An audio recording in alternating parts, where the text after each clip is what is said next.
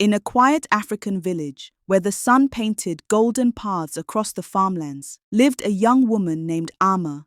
She was known for her beauty, but even more for her restless heart. While the villagers cherished love, unity, and hard work, Amma dreamed of wealth, jewels, and a life beyond simplicity. Kwaku, a humble farmer, loved Amma deeply.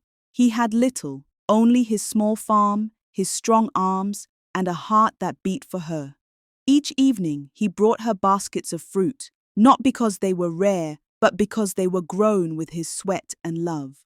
But Amma's eyes wandered elsewhere. One day, a wealthy merchant named Kojo arrived. His robe shone with imported silk, his fingers glittered with rings, and his tongue promised Amma a life of riches. To him, marriage was not about love, it was a trade, and Amma was willing to sell her heart. Her parents pleaded with her, "Amma, riches fade, but love endures." Yet Amma refused. In the village square, before elders and family, she rejected Kwaku's humble proposal and chose Kojo's gold. The drums of celebration masked the sound of one man's breaking heart.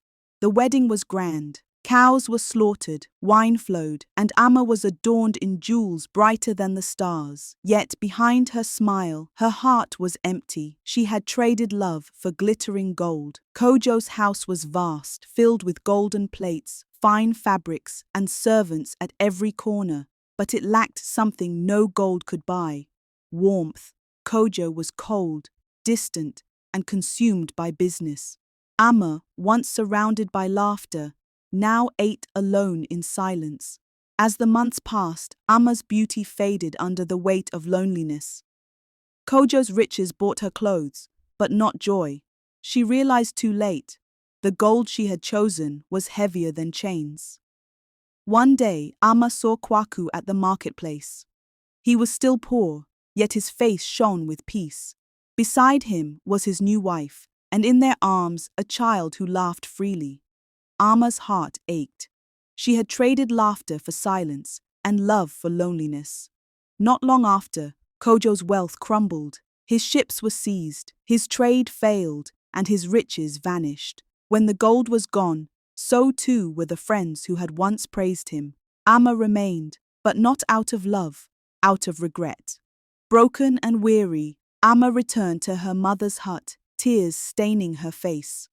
Her mother whispered, "My daughter, love is the only treasure that never fades."